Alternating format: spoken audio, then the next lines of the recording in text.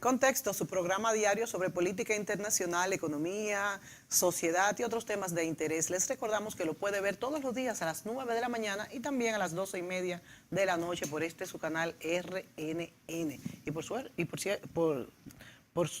de seguro también en las redes. Claro, ahí como dice en el banner abajo, CTXT, rayita abajo, RD, está en YouTube, en Facebook, en Twitter y en Instagram, pero particularmente los videos, el programa completo está en YouTube. Y mira, mucha gente lo está viendo en YouTube, que me lo han comentado, porque a veces no se tiene el tiempo, ¿verdad?, de verlo a una hora precisa. Bueno, y hoy vamos a hablar de economía nacional, insertada, por supuesto, en este mercado, en esta economía global.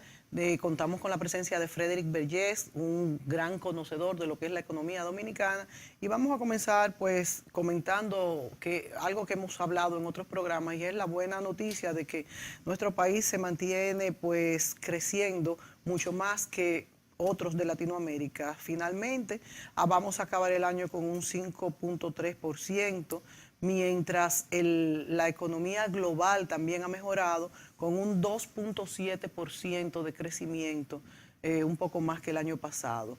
Indudablemente en nuestro país el porcentaje de crecimiento no ha sido el 7% como vimos en los años anteriores, pero seguimos siendo los pioneros, vamos a decir, los que más estamos creciendo en la zona. Con Frederick tenemos mucho de qué hablar. Frederick, bienvenido. Muchas gracias, muy buenos días. ¿Cómo están ustedes? Aquí muy contentos de poder participar con gente tan querida en este espacio. Bueno, vamos a hablar también de deuda. Hay mucha preocupación en cuanto a la puesta en escena de los bonos que pues se reenganchan, que ya no están, vamos a decir, enlazados con préstamos, con proyectos específicos, pero ya de eso vamos a hablar también más adelante. Julio, tú tienes ahí unas proyecciones que quieres comentar. Sí, hace como 3 o 4 días salió el informe del balance del programa monetario del Banco Central al mes de noviembre, pero una proyección a finalizar el año.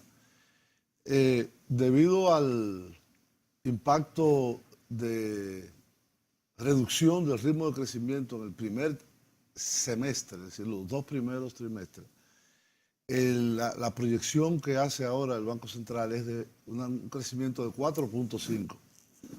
Si la comparamos con la anterior de 2016, que fue 6.6, es una desaceleración casi de 1/3 de lo que fue el crecimiento del año pasado, con una pérdida de 2.1 en el nivel de crecimiento. El nivel de inflación se acelera, pero a la inversa. De 1.7 que cerró en 2016, este año se proyecta, según el Banco Central, en 3.6. Sigue dentro del margen de lo que llaman la banda del programa monetario, que es 3 más o menos 1. La banda de arriba es 4. El déficit en cuenta corriente, o el resultado en cuenta corriente, que es todo lo que entra y todo lo que sale en transacciones medidas en dólares, mejora y es menos 0.8% del PIB. El año anterior fue menos 1.4%.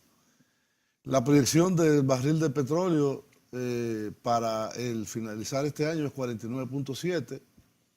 Y el crecimiento del PIB real de los Estados Unidos, que tiene un peso importantísimo en la actividad económica en la República Dominicana, es de 2.1, de la economía mundial, de 2.2, perdón. De la economía mundial es de 3.1. Frederick, esto es una desaceleración, aunque no es un decrecimiento.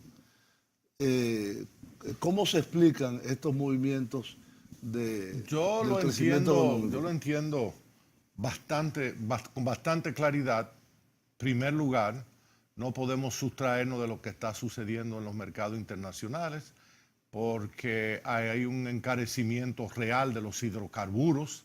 Todos sabemos que los países OPEP están un acuerdo de tratar de llevarlo a los $60 el barril, porque están conscientes que operando en la banda entre los 56 y los 66, evitan que entre al mercado el fracking, que era aquel rompimiento del subsuelo que extraía gases y petróleo, que se expandió muy rápidamente en Estados Unidos y causó un desplome porque hubo mucho más oferta que la demanda.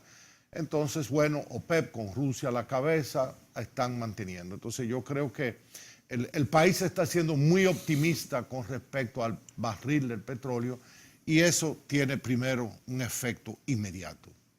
El segundo es que el país no acaba de arrancar en sus exportaciones. Las exportaciones prácticamente no han tenido crecimiento, salvo el impacto que tuvo la minería, ¿verdad? Lo que sabemos, el níquel y el oro, en sus exportaciones, incluyendo el renglón zona franca, ha tenido muy poca expansión, para no decir que no ha tenido. En tercer lugar, creo que hacia el primero y segundo trimestre del año, las autoridades monetarias, yo diría el gobierno como un todo, recibió una sacudida muy grande cuando hace 11 meses, en enero, salió esa primera marcha verde donde la ciudadanía sin miedo se lanzó en cientos de miles y no, yo hago abstracción de Marcha Verde como organización política que parece estar perfilando en estos últimos meses, sino ese impacto en enero y donde salió a relucir el tema del endeudamiento. Hay mucho conflicto, mucho contradecir entre economistas, si este endeudamiento es el endeudamiento puro externo que registra Hacienda, ese endeudamiento que ronda por el 36-39% del PIB, o si debe incluir también el cuasi fiscal Banco Central que lo lleva más allá del 50%. Inclusive hoy vemos, yo en otra intervención mostré mi desacuerdo con unos economistas de INTEC que dicen que ya estamos en un callejón sin salida. Yo creo que son exageradas y precipitadas tales declaraciones, pero para mí, y ya para terminar esta intervención, creo que son simplemente signos de que un modelo de desarrollo bien llevado los últimos 14, 16 años, que se llevó a cabo con déficit fiscales continuos, sobre todo estos últimos 6, 7 años, y que se basó en un endeudamiento externo para poder realizar las inversiones de capital, porque más que nada complementaban. Creo que está mostrando, ¿cómo diríamos? Cuando un cristal comienza a romperse, fragmentos que estamos a tiempo de reparar, pero están ahí mostrados. Yo creo que eso es la reflexión que debe llevarnos toda esta cifra, esta desaceleración, de repente esta inflación más alta, que como señala la cifra Banco Central, y por donde comencé, las partes externas, el petróleo ha tenido una fuerte incidencia, pero nos está diciendo 2018, República Dominicana, mira, y sobre todo un último componente que es algo que yo he criticado, ha sido la mala calidad, la pobre calidad de los empleos creados en este crecimiento, porque ya cuando uno observa que el 58-59% de la actividad laboral es llevado a cabo por el sector informal, donde no hay aporte al fisco de manera directa, sino por los impuestos indirectos, ese castigo que recibe todo el mundo por igual, y también están ajenos a la seguridad social. Bueno, yo creo que eso también tiene que llamarnos, porque el país no puede seguir un sendero de creación de empleos informales con un modelo que ya dejo ¿verdad, Mónica? Dejamos que a Julio, que es el experto, que complemente estas ideas que son las que llevo en la cabeza. Y yo quisiera también, Julio, que ustedes que son, como dice Frederick, los expertos, hablaran un poco sobre la diferencia que se trató mucho en el estudio que hicieron los economistas de INTEC, al que tú te referiste, Frederick. Ellos hacen mucho hincapié en que hemos cambiado la deuda por bonos.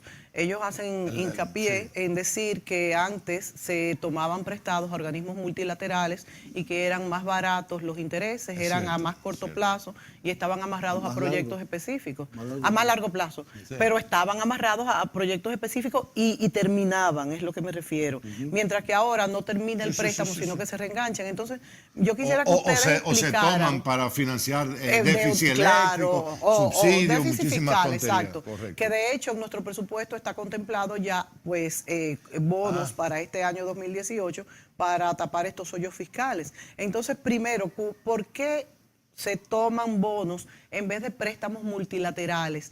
¿Qué es lo que está pasando aquí? Parece que no tenemos que ir a la pausa. Mónica y Julio, me lo tenía en el carro cuando venía porque quería traer una buena noticia, porque no todo puede ser tan pesado. Y Julio debe conocer que anoche salió el informe de la CEPAL, ya la balanza, y está pronosticando un crecimiento para República Dominicana para el año entrante, un crecimiento de su Producto Interno de un 5.1%. Sí, lo vi. Entonces yo creo que ese es una muy buena noticia. Dentro de esta nubecita que hemos tirado hoy en la mañana, una buena noticia. Y también dice que vamos a seguir siendo los que más los que más vamos a crecer. Que por cierto, Julio, tú dijiste que ya el Banco Central dio la cifra que era un 4.5, que vamos a cerrar el año. La proyección, porque yo leí que iba a ser un 5.1. Sí, pero esta proyección de hace 3 o 4 días. Y hay muchos que, los del CRES y eso, que el 4.75, pero lo cierto sí es, porque es verdad, Héctor Valdés y Banco Central nunca se descuidan y siempre están encima y mete liquidez. Ese es un fenómeno. Claro. Y se está buscando cómo se acerque al 5% lo más posible. Y de hecho, yo no sé si llegará. Con las medidas que tomó el Banco Central fue que volvió del encaje legal. Y estamos en estos días y los poquitos que faltan para terminar el año, yo creo que el esfuerzo es que llegue al 5. Si no llega al 5 sería una sorpresa para mí. Pero bueno, nos vamos a la pausa, ¿tú crees? Y volvemos para que ustedes expliquen todo esto. Muy bien. Volvemos, señores.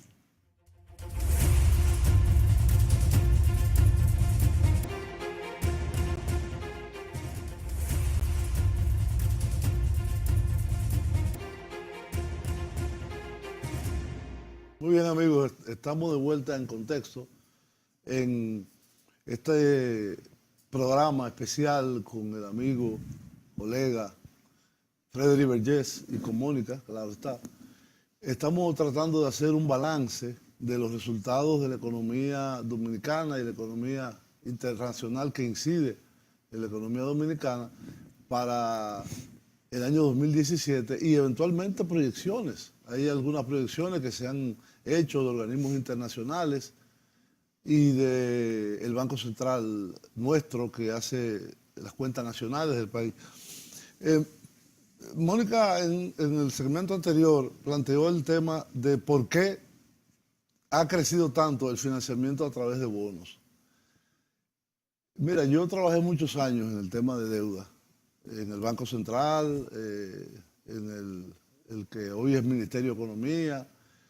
Entonces, hay que entender que en la medida que una sociedad se va desarrollando más, tiene menos acceso a esos préstamos multilaterales o bilaterales, qué sé yo, para hacer una central eléctrica o para hacer una presa o para hacer una carretera. Es decir, cada vez el uso del crédito de la economía se va yendo cada vez más a los mercados de capitales.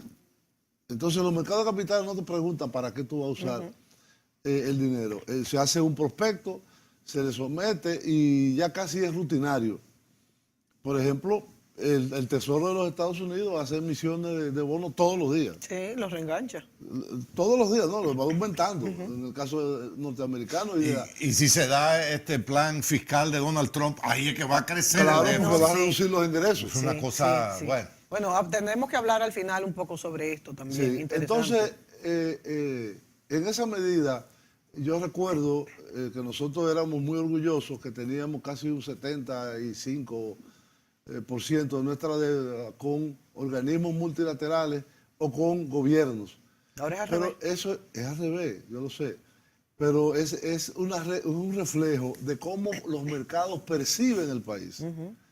Y cómo hay otro elemento muy importante en esto, y es que la estructura fiscal de la República Dominicana causa este problema del endeudamiento? Porque un gobierno que pueda, en lo básico, cumplir sus funciones, evidentemente que hay cosas que hay que eficientizar, que hay que transparentar, que hay que reformar, pero si tú tienes una presión de las instituciones del Estado para, digamos, gastar 24% del PIB, y tú tienes una recaudación del 15%. Hay que financiar.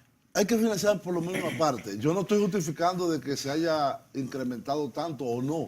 Yo lo que estoy diciendo es... Y Julio, yo quisiera insertar, porque creo que complementa tu argumento, una sociedad incapaz de introducir las reformas que requiere la economía. Así es. Hemos visto 3 años un pacto eléctrico, 3 años. Y el pacto fiscal Y lo se ha que abandonado. no, y espérate, y el resultado se envió al Poder Ejecutivo hace varias semanas y aún así no se ha podido promulgar.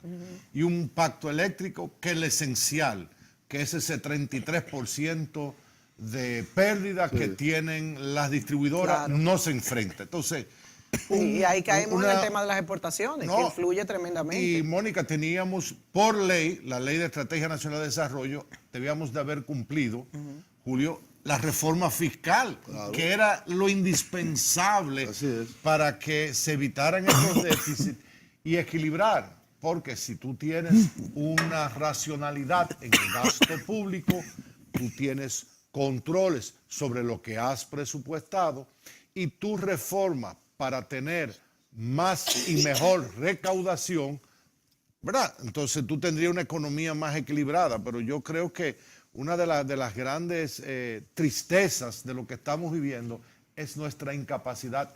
Si no pudimos pactar lo eléctrico, imagínate con lo de fiscal. Así es. Y si no hacemos lo fiscal, como tú dices, nos mantenemos en un círculo. Es un círculo vicioso. Entonces, es fundamental que la sociedad dominicana entienda que no es aumentar los impuestos lo que se tiene que hacer, es hacer una redistribución de aquellos que pagan muy poco y aquellos que, como la clase media, que tiene una carga fiscal importante. Eso debe ser rediseñado, debe ser una reingeniería la que se haga con esto y permitir que el país pueda, no estamos hablando de las presiones fiscales, por ejemplo, de Brasil, que tiene un 34% del PIB en presión fiscal, y el mismo Jamaica, que tiene el 31% del Aunque hay que también, cuando uno mira esas cifras, separar el componente de seguridad social, que en casos como Brasil creo que llega al 8 o 9%. Entonces, si tú, le sustraes la parte de seguridad social, pues... Pero como quiera, la cifra de nosotros la seguridad social aquí es privada. Son insostenibles. Son impuestos del gobierno. Sí. Y realmente yo creo que ese gran reto de la reforma es precisamente lo que mencionaba, que era la debilidad de la pobre calidad del empleo creado. Porque cuando tú tienes que el 58, 59% de la actividad laboral está en la informalidad, esa informalidad no tributa, no hay impuestos, no hay aporte a los impuestos directos, los de consumo sí, los indirectos, pero impuestos directos por su operatividad, por sus resultados, no hay. Entonces, yo creo que esa incorporación y lograr una reforma fiscal que no termine cargando, como siempre, ese 41%, que sí está en la formalidad. Yo creo que ese es de los grandes retos para ejecutar una reforma exitosa. Todo esto es lo que nos obliga entonces, que vuelvo a la preocupación inicial, de tener deudas, por ejemplo en bonos, que no correspondan a proyectos específicos, porque las deudas, cuando corresponden a un proyecto que va a producir el mismo proyecto su pago, pues una deuda que se empleará bien. Pero cuando se hace para gasto corriente, ahí es que pues nos quedamos cada día con esa deuda rezagada y viene, como tú muy bien señalas, Frederick, de los empleos de poca calidad, de la informalidad que es enorme en nuestro país y de mucha gente que también no paga impuestos. Yo le comentaba a Julio hace unos días, bueno, pero es que tenemos que reducir el gasto. Y tú me decías, bueno, pero ¿cuáles gastos que vamos a reducir? Sí. Y también, o sea, hay instituciones, Bueno. duplicidad. Oxfam, aunque No, para eso mí sí. careció de rigor, de rigor técnico, de un rigor que nos permitiera darle veracidad, ¿verdad?, a sus cifras, pero vamos a citarlo. Oxfam publicó esta semana pasada, ¿verdad? Creo que, sí. que el 30% del gobierno estaba de más, porque ellos hicieron una comparación de empleados públicos per habitante en 21 países, y entonces de nosotros salió que sobraban 131,000 comparado con los más eficientes. Pero por el otro lado, y esos 131,000 serían 131,000 Indudablemente hay formas de empleados. reducir, pero yo no creo que sea suficiente. Pero hablaban de otro elemento, que era el elemento de yo leí, hasta usaron la palabra botella, que sorprende que un organismo, pero bueno, ya son parte del folclore. Ellos atribuyen a que hay un dispendio equivalente, creo que la cifra era 30 y pico de mil millones. Era una cifra verdaderamente interesante, importante. Wow. Yo lo que traté de buscar fue, bueno, cuál fue el soporte. el soporte, el proceso, el Claro, cálculo. para calcular, hacer ese Y realmente cálculo. fueron estimaciones utilizando Comparaciones. comparaciones. Sí, exacto. pero yo te voy a decir algo. Yo vi muy por arriba las reseñas del informe de Oxfam y yo no le, como tú, no le doy total veracidad, es decir, no digo que esa es la realidad, pero tampoco lo niego, Sí. porque hay un Sí, problema algo tiene, algo grande tiene. Sí, algo sí, tiene. hay una sobrenómina que es una forma de mantenerse de populismo. exacto, del clientelismo Claro, político. claro, del es la clientelismo. forma quizás más importante del clientelismo político. Claro que sí. Y eso impacta evidentemente las finanzas públicas. Recientemente también una diputada, la diputada Raful, sometió un proyecto para fusionar y La reingeniería de algunas la instituciones, administración del algunas, no Estado. todas. Sí. Eran, diríamos, Era como 60 nada más. eran instituciones de segundo nivel Bastantes. que se podrían, diríamos, fusionar y sacar algún tipo de beneficio en términos de eficientización del gasto público. Pero ahí había un razonamiento que yo dije, pero no puede ser. Ella hace un listado de las instituciones y dice que entonces toda esa gente se van. Todo ese presupuesto se va. Y eso no es así. Porque tú puedes, por ejemplo, en el caso de cuando se hizo el Ministerio de Medio Ambiente, había muchísimo, la Oficina Nacional de Parques, esto, lo otro, pero toda esa gente, muchas de esas gente entraron en el Ministerio de Energía y Minas. Es decir, realmente se necesita una reforma fiscal. Se necesita un pacto fiscal. Sí. Una en el cual la reorganización sociedad dominicana, tanto los trabajadores, los empresarios, la sociedad civil y el gobierno, los distintos niveles del gobierno, porque hay gobierno central, gobierno municipal, etcétera, lleguemos a un acuerdo, porque no podemos seguir siendo el país que quiere tener un gasto más o menos como el resto de los países latinoamericanos, que el promedio de la presión fiscal es un 22, 23%. Sí. Y nosotros tenemos un 15%, que nos subimos un punto, solo por eficientización administrativa. Pero aún así, realmente todavía está muy bajito. Entonces, para poder hacer esto hay que llegar a un acuerdo. Es decir, vamos a ceder un poquito por aquí y vamos a recortar un poquito por allí y vamos a hacer esto y vamos a ponerle una meta entre el 18 y el 20% de presión fiscal. De 3 a 5 puntos porcentuales del PIB es el gasto tributario. Y Julio, el gasto tributario. Tú no has mencionado el tercer componente de esa reforma, que es el denominado sacrificio fiscal. Que son y todas es las el exenciones, entramado que de exenciones aquí fiscales. mismo lo Al acaba de final, anotar, exacto. el gasto tributario, Sí. que son 250,000 millones.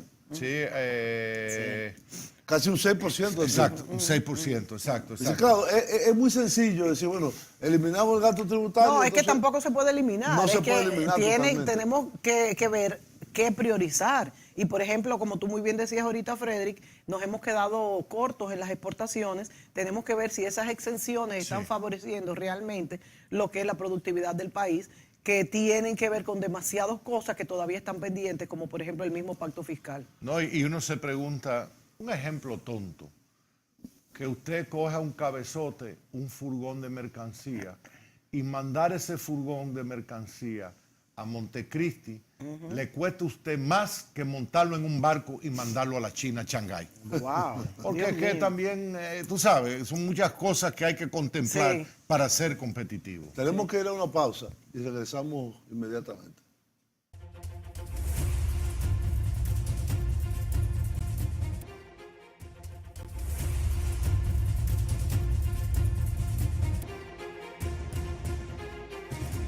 Muy bien, amigos, estamos de vuelta en contexto con el amigo analista, consultor, banquero, economista Frederick Vergés, tratando de ver el balance del año 2017 y las proyecciones que podemos hacer para el 2018 y los problemas estructurales que tiene la economía dominicana que hay que resolver. En ese sentido, yo creo que no deberíamos olvidar el entorno internacional. ¿Cómo tú ves el entorno internacional y particularmente la economía que más incide en este país, que es la de los Estados Unidos? Bueno, ahora supuestamente muy fuerte, ¿verdad? Fuerte pero frágil, porque en primer lugar, yo creo que no podemos salirnos del contexto de que en Estados Unidos hay un modelo político donde su presidente es de un partido, el Partido Republicano, donde necesariamente no todos sus congresistas y senadores le apoyan. Sí. Y eso le ha dado mucha dificultad para gobernar, teniendo que acudir a más decretos que un presidente criollo. Parece más un presidente dominicano que americano. Sí, es verdad.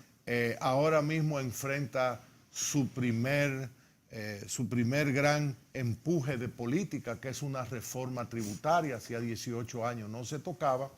Y como señaló rápidamente Julio, suponiendo que es para darle estímulo a la clase media, en verdad, todo lo que he leído en Bloomberg, en Fortune, en Forbes, en New York Times, en Wall Street Journal, lo que leen todos los medios es que finalmente esto es un programa para favorecer a los ricos. De lo cual él forma parte. Bueno, pero ese es su clan, ese es su tribu. Y la base filosófica es que si libero a esa clase pudiente de impuestos, esa riqueza adicional que tendrán la pondrán al servicio de la economía. Cosa que nunca pasa. Bueno, pocas veces. Vamos a decir que lo podemos disputar por mucho rato. Entonces, eso va a depender para mí mucho porque nos dirá la reacción que tendrá. Pero mientras tanto, veo más negativos. ¿Y cuáles son los negativos? La política migratoria que lleva, que es una amenaza para las remesas, la política exterior. Él sigue con muchas dificultades con este señor de Corea del Norte y algún otro por ahí, que realmente a veces uno no los toma muy en serio, porque si esos argumentos uno los tomara en serio, no durmiera, ¿verdad? Entonces, veamos eso por un lado. Por otro lado, vamos a mirar el contexto europeo, donde hay un Brexit, es una salida británica del mercado común cada vez más cuestionado, con unos costos, debilitada la posición, pero por otro lado, una oleada de gobernantes jóvenes que estamos viendo desde el Macron de Francia hasta el recién surgido ahora primer ministro de Austria. El de Austria, que es un tipo que son 31 años que tiene. Y entonces ahí sí hay una clara política antimigratoria. Sin embargo, el crecimiento de Europa sigue si no se requebranta. Con lo que quiero resumir, los mercados externos estarán ahí. Sin embargo, donde puede producir, yo veo, es lo que mencionamos, el aspecto de petróleo, porque eso incide en transporte, incide en tantas otras cosas. Pero cuando uno mira la estructura de las exportaciones dominicanas, la parte mineral no tendrá ningún problema. La parte textil, como Trump se puso en desacuerdo con el tratado del Pacífico, que era la amenaza más grande de la zona franca, indirectamente se protege la zona franca. No hay negociaciones de NAFTA, por lo menos en el 2018. Todos sabemos que en México en 8 meses tiene elecciones, entonces lo mismo Estado. En 18 lo veo tranquilo, con muchas posibilidades, y ojalá la autoridad pública nuestra tenga la voluntad de las reformas para aprovechar estos últimos años de escenario favorable en lo exterior que tendrá el país. Sí, tú sabes que el año próximo, yo no diría que es un año preelectoral, pero es cuasi preelectoral. Como Entonces, la mayoría de los pero tú años dices, en nuestro ¿en este país. país? Aquí. Sí, en este Pero aquí- país todo. No. Eternamente. Pero mientras más se acerca Menos reformas se pueden hacer. menos reformas se hacen, menos acciones contundentes Claro. para Sí, sí, sí. consolidar Mira, la estructura. Hay una línea clara, y es triste, y aquí estamos con los amigos televidentes para decirles la verdad, no para hacer muñecos ni muñequitos. Y lo cierto sí es que el gobierno de turno ha mostrado reticencia total en gastar capital político. Sí. Y eso desafortunadamente es el causante de que muchos temas, llámese transporte, llámese salud, llámese educación, propios de la economía, no se hayan solucionado.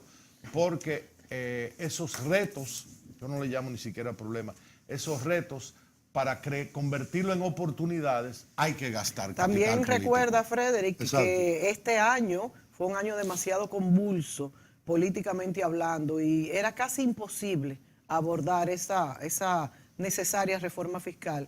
Y yo creo que ya el 2018 que va a ser más calmado. Mónica, el partido de gobierno tiene una maquinaria congresional que Sí, cuando le claro. interesa, en horas se pasa. en menos de un en día. horas. Sí, como ha Entonces, pasado. realmente lo que pasa es que esa reforma, si no es consensuada, conllevaría gastar un capital político muy enorme, fuerte. porque alguien va a salir lesionado, Claro. y alguien va a salir lesionado con grandes Yo la sumas. verdad es que viendo el panorama general no podía hacerse políticamente hablando este año que pasó, por más necesaria que fuera, porque es que recuerden cómo hemos pasado este año, señores. Bueno, regularmente las reformas que se hacen en la República Dominicana se hacen al inicio de un gobierno, Exactamente. Sí, en el primer año. Ese es el momento. Pero evidentemente acordémonos que este no es el primer año de esta administración, es Exacto. el sexto y Claro, el séptimo. Claro. No, el quinto y el sexto. Entonces, hay una solución de continuidad.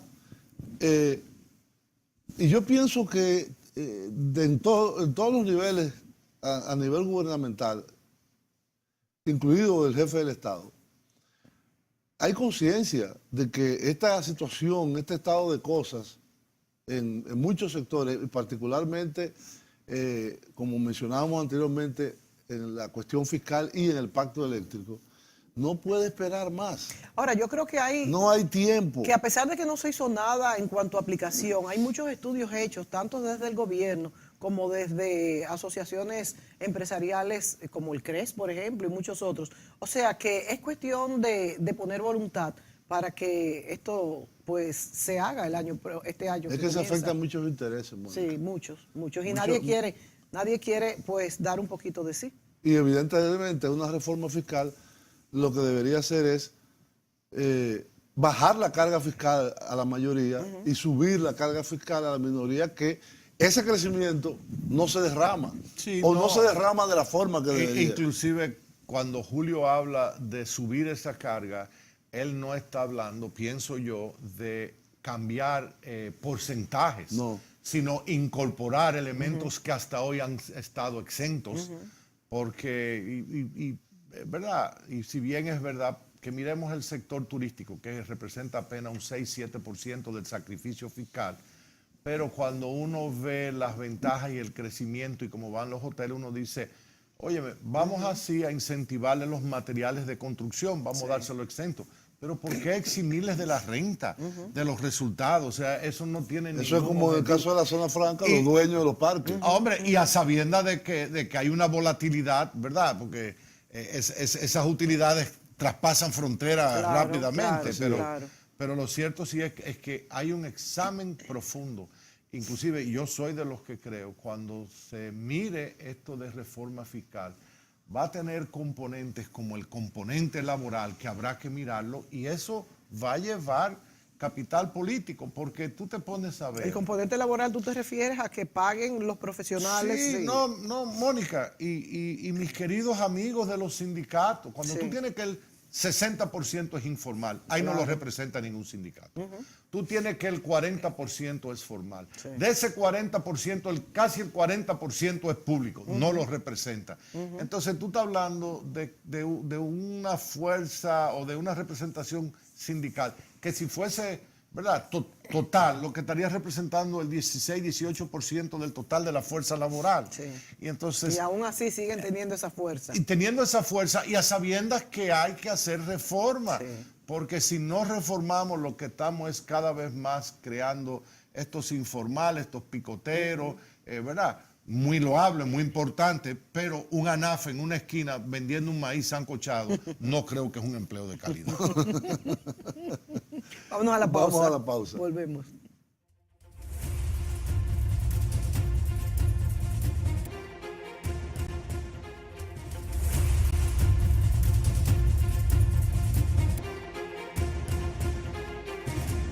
Muy bien, amigos, estamos de vuelta en contexto con el amigo Frederick Vergés.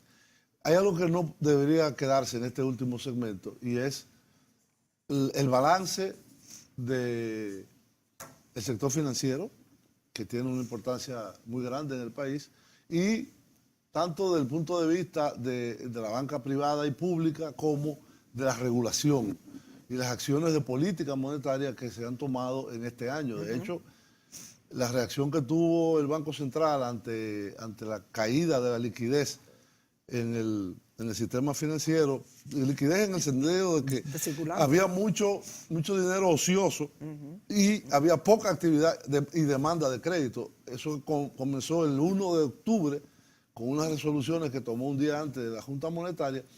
Han estimulado bastante la actividad comercial, y por eso, a pesar de que el banco habla de que la proyección para el cierre del Banco Central es de un 4.5, algunas instituciones como el Fondo Monetario, la CEPAL, el Banco Mundial, el Banco Mundial proyectan un 4.8 aproximadamente. Bueno, yo voy a hacer ahora el controversial. El país promulgó una ley, la 155-17, que es la ley referente al lavado y prevención de financiamiento del terrorismo, que fue lo que causó ese estancamiento en el crédito, porque promulgamos una ley sin todas las reglamentaciones necesarias, una ley que yo estoy convencido que en el corto, mediano y largo plazo protegerá al sistema financiero, pero que sus señalamientos en cuanto al cumplimiento que tenían que efectuar, conozca a su cliente, depuración de actividades, realmente creó un estrés, creó una cantidad de requerimientos para hacer negocios que prácticamente estancó el proceso crediticio. Inclusive, a pesar de que el Banco Central puso a disposición de los intermediarios formales facilidades de créditos muy holgadas, con muy fácil acceso y su propio uso, todavía hubo un retardo, y el mismo Banco Central llegaba el mes de noviembre y de unos 20 y tantos mil millones que había a la disposición, todavía habían 7, 8 mil millones sin usar, que por suerte vinieron las ferias. Bueno, por suerte para ese renglón, porque pudiéramos hacer... No es la mejor forma. Exacto, podemos hacer un programa independiente, pero vinieron unas ferias de automóviles que es entre dos de esas ferias se llevaron casi 8 mil millones de pesos en crédito a los consumidores, iba ahí, ¿verdad? Porque fue el financiamiento del vehículo es muy fácil de manejar y con el cumplimiento de la 155.17. Y la otra, Julio, y si quiere seguimos abundando, sí, pero creo que no podemos dejar de mencionar, porque hay que traer buenas noticias, y es la promulgación anoche de la ley 240, creo que es 244-17, que es la que sustituye o modifica la 1900 de mayo del 2000, que es la referente al mercado de valores. Nosotros hicimos un programa. Se promulgó ya anoche, y creo que los contenidos de esa ley le dará más flexibilidad al mercado, sobre todo las operaciones en el mercado secundario. No resolverá la participación del sector privado en el mercado, porque creo que eso es más un problema fiscal que de facilidades, pero hay que reconocer que la promulgación de esta ley nos pone a la par con los países IOSCO, que es la Organización Internacional de Mercados de Valores. Cumplimos los estándares de OSD. O sea, damos un gran avance, y yo creo que esta ley de valores hay que celebrar que ya se promulgó, y aunque ahora viene toda la etapa de los reglamentos, habrá de contribuir al fortalecimiento y fluidez del mercado financiero del país. Yo creo lo mismo. Nosotros, como te decía anteriormente, hicimos un programa sobre la nueva ley y sobre el mercado de valores en general. Y evidentemente aquí se ha avanzado bastante en la sofisticación del mercado financiero y la creación de un mercado no bancario a través de la bolsa de valores, los fondos de inversión. Sí, y el mercado secundario que se ha creado para los títulos públicos. Exacto. Porque realmente uno ve las estadísticas de la bolsa de valores, y el mercado primario, una vez colocado, donde está casi toda la actividad, es en el mercado secundario, en el trading de esos propios títulos, principalmente los de deuda pública. Claro. Pero hay algo que nos falta, que tú lo mencionabas, y es el paso fundamental, que es la colocación de acciones de empresas. Sí. Eso, tenemos más de 20 años con una bolsa de valores, nunca se ha vendido una acción de empresa. Y a sabiendas que las posibilidades que existen, en un momento dado, me recuerdo que debatíamos, Julio, ya en cosas de oficina, pero se debatió y se hicieron esquemas para hacer público el valor de la planta de Punta Catalina, que fuera su capital. Eso lo comentamos. Se ha comentado refinería de petróleo. Hay un sinnúmero de actividades. Hay que cambiar la ley, pero se debe Pero hay hacer. un sinnúmero de actividades que pueden titularizarse y llevarse al mercado. Y eso es un incentivo, porque, insisto, y vi el programa que ustedes hicieron sobre el mercado de valores, insisto que las trabas de participación del sector privado son más trabas de carácter impositiva que de la propia ley y de funcionamiento. No nos queda más tiempo, pero a mí me hubiera gustado también tratar, después lo haremos contigo cuando vuelva Frederick. En el año nuevo. Yo le prometo que yo vuelvo el año que viene. El año que viene, que está bien cerquita, señores. Bueno, para que hablemos un poco sobre qué puede hacer el gobierno para que estos préstamos, como tú muy bien dices, que los últimos 8.000 millones se tomaron para vehículos. Por un lado, qué bueno que así fuera porque se mueve la economía, pero ¿qué tal si estos préstamos se usan para sectores productivos, agricultura, la misma construcción que ha estado un poco deprimida en los últimos meses del año, y otros pues en otros sectores mucho más productivos que esto, que es algo en que el gobierno tiene que trabajar? Yo creo que se nos acabó el tiempo, Julio. Sí. Bueno, Así es. será entonces, señores, hasta el año que viene que veremos a Frederick. A ustedes lo seguiremos viendo todavía y comentando estos temas de interés económicos e internacionales. Hasta la próxima.